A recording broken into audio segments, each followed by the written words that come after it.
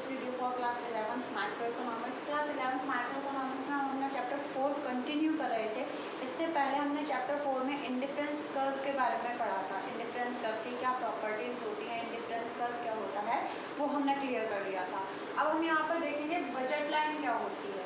ठीक है, budget line क्या होती है। अब देखिए यहाँ पर जैसे हमने पहले पढ़ा था इंडिफरेंस कर्व क्या होता है, तो जब हम उसमें भी हमने बजट के बारे में ही एक तरीके से पढ़ा था, तो ये वही चीज़ है। थोड़ा सा इसको देखते हैं। It is a graphical presentation. ये ग्राफिकल प्रेजेंटेशन है, मतलब ग्राफ पर हम इसकी प्रेजेंटेशन करते हैं। Which show all combination of two goods, जो हमें दो गुड्स के वो सारे कॉम्बिनेशन दिखाता है। That a consumer can bye, जो कि एक कंज्यूमर खरीद सकता है with the given income and price of commodity. अब उसकी गिवन इनकम के साथ और जो प्राइस आपको दे रखा है कॉमोडिटी का उसके साथ। अब यहाँ पर दो चीज़ आपकी रहती है, एजम्पशंस रहते हैं। जो हमारे कंज्यूमर की इनकम है वो चेंज नहीं होनी चाहिए, और जो हमारी कॉमोडिटी के प्राइस हैं वो भी चेंज नहीं होने चाहिए। ये दोनों कांस्टेंट रहने चाहिए। हमारी जो कंज्यूमर की इनकम है वो भी कांस्टेंट रहे, और जो हमारे कॉमोडिटी के प्राइस है, जो टू कॉमोडिटीज़ के बारे में हम पढ़ रहे हैं, उनके प्राइस भी क्या रहे हैं, कांस्टेंट रहे, चेंज ना हो। तो ये दो चीज़ें होती हैं, इसमें हम पढ़ते हैं। अब यहाँ पर अब ये कह रहा है कि हमारा कंज्यूमर अपनी गिवन इनकम के साथ दो कॉमोडिटी को कितना खरीद सकता है, मतलब क्या क्या पॉसिबिलिटीज़ हैं कि वो उन दोनों कॉमोडिटी को कितनी कितनी पॉसिबिलिटीज़ पर खरीद सकता है with the given income and price of commodity. अब यहाँ पर मैंने आपके लिए एग्जांपल लिया है, इसीलिए उस यहाँ पर मैंने कर रखा है, सपोज इनकम हमारी दे रखी है ₹60। उसके बाद प्राइस एक्स, जो एक्स वाला गुड है उसका प्राइस है ₹2 पर यूनिट, और यहाँ पर प्राइस वाई जो गुड्स वाले है उसका प्राइस है ₹1 पर यूनिट। तो यहाँ पर मैंने एक टेबल बनाई है, देखिए गुड एक्स और गुड वाई। जब गुड एक्स हमारा 0 है, एक्स हमारा क्या है 0 है, तो उस टाइम हमारे पास गुड वाई कितना है 60। मतलब गुड वाई को मैं पूरी 60 यूनिट्स तक खरीद सकती हूँ, क्योंकि गुड वाई की कीमत ₹1 पर यूनिट है। मतलब 60 × 1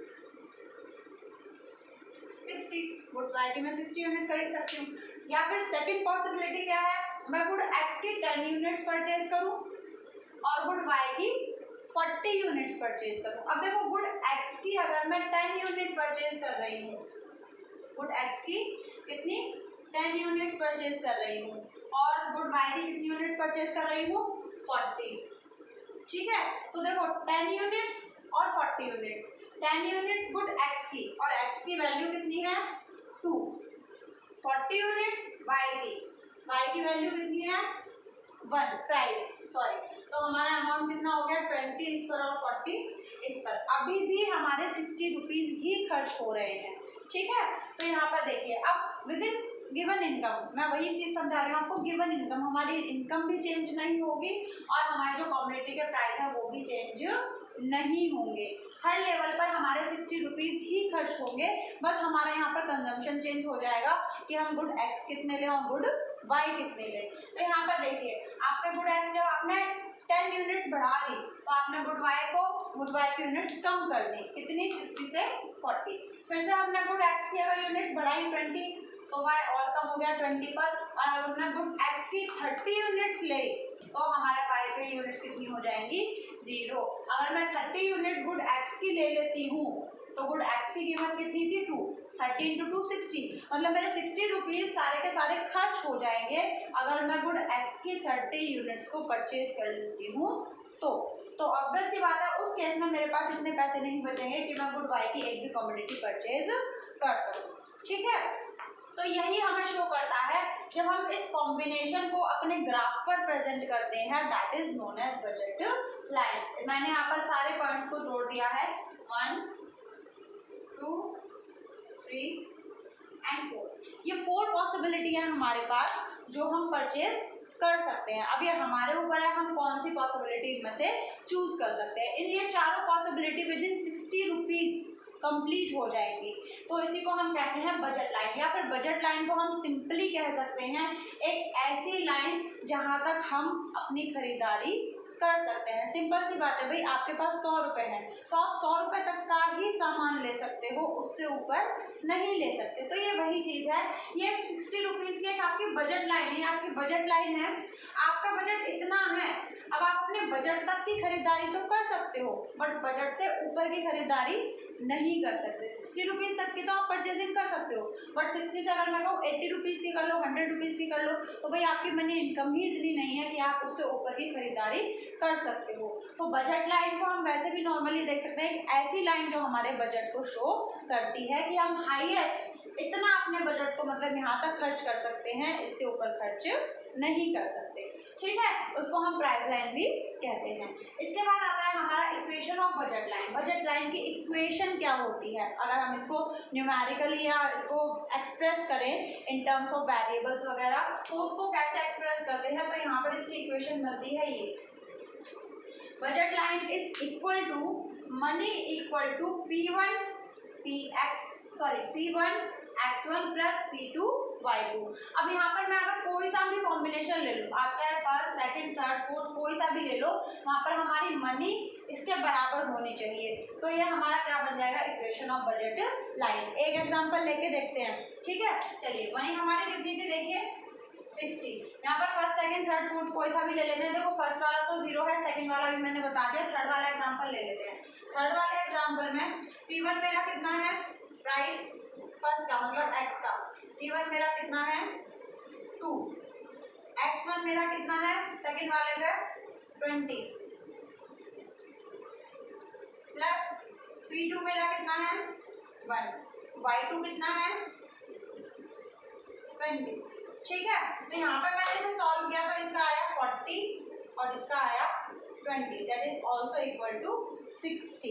ठीक है, तो ये हमारी क्या हो गई, बजट लाइन की इक्वेशन। बजट लाइन की इक्वेशन क्या होती है, m is equal to P1 मतलब पहली कमोडिटी का प्राइस और उसकी क्वांटिटी प्लस सेकेंड कमोडिटी का प्राइस और उसकी क्वांटिटी। बस इसमें आपकी शर्त क्या है कि आपका सेम केस होना चाहिए। ऐसा नहीं है आपने यहाँ पर क्वांटिटी x की ये ले ली और y की क्वांटिटी ये ले ली, तो वो गड़बड़ हो जाएगी। ठीक है, केस आपका सेम होना चाहिए। अब हमारा आता है स्लोप ऑफ बजट लाइन, या इसमें क्वेश्चन आता है कि बजट लाइन का स्लोप ऑलवेज डाउनवर्ड ही क्यों होता है, ये हमेशा नीचे की तरफ ही क्यों आता है। तो ये हम पहले भी पढ़ चुके हैं। इसमें क्या होता है, डाउनवर्ड स्लोपिंग होता है, क्योंकि it slopes downward because given consumer's income, जो हमें कंज्यूमर की इनकम दी हुई है, and price of goods x and y, और गुड्स एक्स और वाई का price the consumer can buy. इस कंडीशन में कंज्यूमर बाय कर सकता है और गुड एक्स, कंज्यूमर तभी गुड एक्स की ज़्यादा यूनिट्स बाय कर सकता है जब वो गुड एक्स की यूनिट्स को कम कर दे। मतलब एक यूनिट एक्स की ज़्यादा खरीदने के लिए मुझे वाई की कुछ यूनिट्स को कम करना पड़ेगा। सिंपल सी बात है, इस यूनिट से इस यूनिट पे आने के लिए हमारा ये है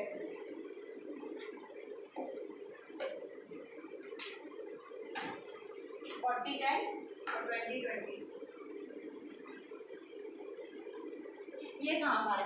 ठीक है, तो देखिए अब यहाँ से जब मैंने इतना y को कम किया, यहाँ से लेकर यहाँ तक जब मैंने y को कम किया, तब हमारा x यहाँ से लेकर यहाँ तक बढ़ा है। मतलब जब मैंने y को सेक्रीफाइस किया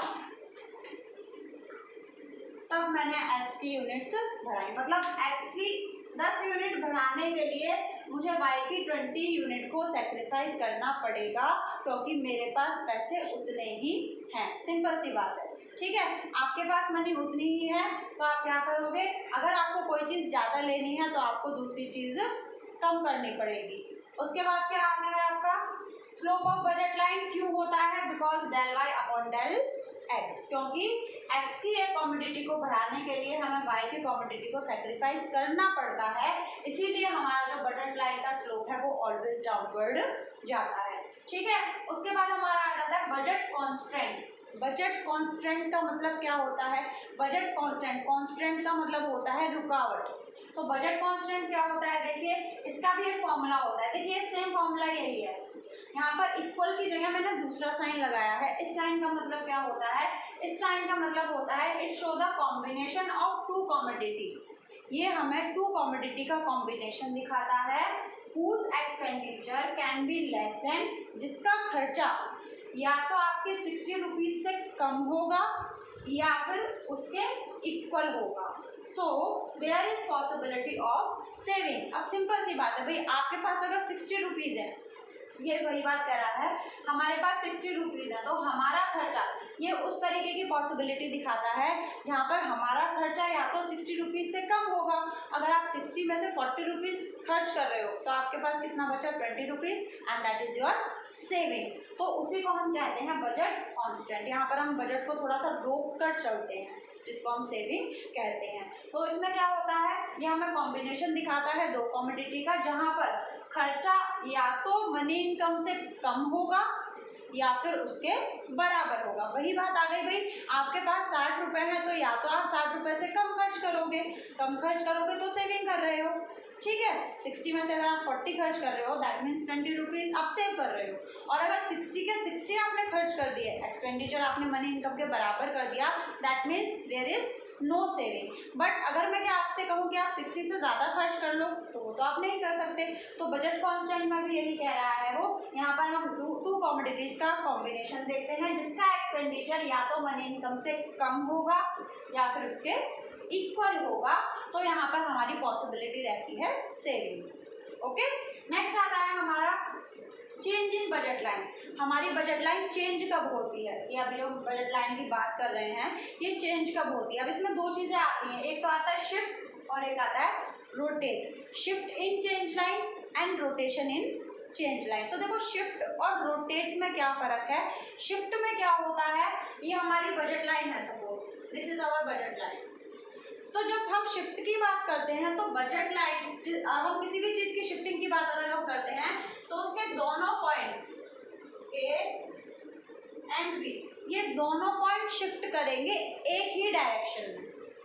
जब भी हम शिफ्टिंग की बात करते हैं तो हमारे जो लाइन के दो पॉइंट्स होते हैं वो एक ही डायरेक्शन में शिफ्ट करते हैं। या तो दोनों जाएंगे तो साथ में आगे जाएंगे, पीछे आएंगे तो दोनों साथ में पीछे आएंगे, that is known as shift, ठीक है। रोटेशन का मतलब क्या होता है, ये हमारी एक लाइन है, बजट लाइन है, this is a and this is b, तो ये हमारी लाइन है। अब ये तो हो गया आपका शिफ्ट, इसमें दोनों पॉइंट शिफ्ट हो गए। रोटेशन का मतलब होता है एक पॉइंट सेम है और दूसरा पॉइंट क्या हो गया, चेंज हो गया, that is known as c, that is known as rotation. Rotation में हमारी लाइन वही है, हमारी लाइन के जो 2 पॉइंट्स है उसका सिर्फ एक पॉइंट मूव कर रहा है और एक पॉइंट सेम है, that is known as rotation. समझ में आ गया। शिफ्टिंग में किसी भी लाइन के दोनों पॉइंट्स चेंज होंगे इन द सेम डायरेक्शन, और रोटेशन में सिर्फ एक पॉइंट मूव करता है, एक पॉइंट वहीं पर रहता है। तो अभी हम पढ़ेंगे shift in budget line. Shift in budget line में क्या होता है भाई, हमारी पूरी लाइन शिफ्ट होगी या तो ऊपर की तरफ या फिर नीचे की तरफ, मतलब या तो राइट साइड की तरफ या फिर लेफ्ट साइड की तरफ। चेंज इन बजट इनकम, अच्छा चेंज इन बजट इनकम या फिर शिफ्टिंग इन बजट लाइन, हमारी बजट लाइन शिफ्ट कब होती है, तो ये होती है in terms of money income. जब किसी, यहाँ पर हमारी दो कंडीशन थी, एक तो था गुड्स का प्राइस और दूसरी कंडीशन थी हमारी मनी इनकम। तो यहाँ पर शिफ्टिंग कब होगी, शिफ्टिंग जब होगी जब उस पर्सन की मनी इनकम चेंज हो जाएगी। सिंपल सी बात है, पहले वो 60 रुपये कमा रहा था तो वो 60 रुपये खर्च कर रहा था, अब उसकी इनकम इंक्रीज हो गई, अब वो 100 रुपये कमा रहा है, तो ऑब्वियस सी बात है उसकी जो बजट लाइन है वो थोड़ा सा ऊपर चली गई, सिंपल, ठीक है। ऐसे ही अगर उसकी इनकम डिक्रीज हो रही है, कम हो रही है, पहले वो 60 रुपीज़ कमा रहा था तो उतना खर्च कर रहा था, अब वो 40 रुपीज़ कमा रहा है तो वो उसकी बजट लाइन और नीचे आ जाएगी, that is known as shift in budget line in inward, मतलब अंदर की साइड। मैंने आपको पहले भी बताया था, इकोनॉमिक्स में अगर कोई भी चीज़ XYZ आपका, चाहे वो लाइन हो, कर्व हो, कुछ भी हो, अगर वो राइट साइड बढ़ रहा है दैट मीन्स वो इंक्रीज कर रहा है, अगर वो लेफ्ट साइड में आ रहा है दैट मीन्स वो डिक्रीज हो रहा है, ठीक है। तो यहाँ पर हम देखते हैं व्हेन इनकम इंक्रीज, जब इनकम बढ़ेगी, it result parallel shift outward of budget line. उसका रिजल्ट क्या होगा, हमारी जो बजट लाइन है वो शिफ्ट हो जाएगी कहाँ, आउटवर्ड, आउटवर्ड मतलब बाहर की तरफ। यहाँ पर देखिए हमारी बजट लाइन ए भी पहले थी, ठीक है, उसके बाद जब हमारी इनकम बढ़ी तो हमारी बजट लाइन यहाँ से पूरी ए और बी, देखो दोनों पॉइंट चेंज हो गए, अब हमारे नए पॉइंट क्या है, सी और डी, तो हमारी बजट लाइन चेंज होकर अब हो गई सी एंड डी। कब, जब हमारी इनकम इंक्रीज हुई तब। ऑब्वियसली बात है, तो यहाँ पर हम लिखेंगे outward shift outward of budget line. हमारी जो बजट लाइन है वो आउटवर्ड बाहर की तरफ या राइट साइड शिफ्ट हो गई। कब? जब हमारे जो कंज्यूमर है उसकी इनकम में इंक्रीज हुआ तब। अपोजिट कर देंगे डिक्रीज में, व्हेन इनकम डिक्रीज, जब इनकम डिक्रीज होगी तब क्या होगा, तब हमारी जो बजट लाइन है वो इनवर्ड शिफ्ट हो जाएगी। इनवर्ड मतलब अंदर की तरफ। पहले हमारी बजट लाइन थी ये वाली ए बी, ठीक है। अब जब उसकी इनकम कम हो गई, आपकी जो भी कंज्यूमर है उसकी इनकम जब कम हो गई, तब हमारी बजट लाइन कहाँ शिफ्ट हो गई, इनवर्ड या फिर लेफ्ट साइड। तो उसको हम क्या कहते हैं, डिक्रीज इन इनकम, ठीक है।